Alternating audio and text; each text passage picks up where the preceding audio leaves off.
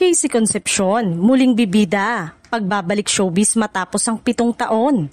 Makalipas ang mahabang panahon, muling nasilayan sa telebisyon si Casey Concepcion nang maging espesyal na panauhin siya ni Boy Abunda sa birthday episode ng Fast Talk with Boy Abunda sa GMA7.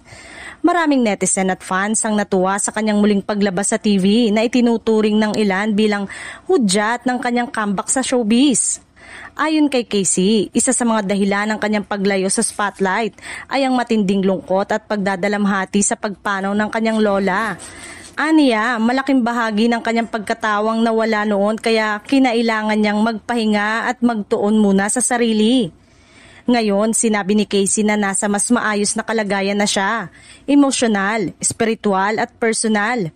Masaya rin daw siya dahil maayos na muli ang relasyon nila ng kanyang ina na si Sharon Cuneta at pareho nilang pinili ang pagpapatawad at bagong simula.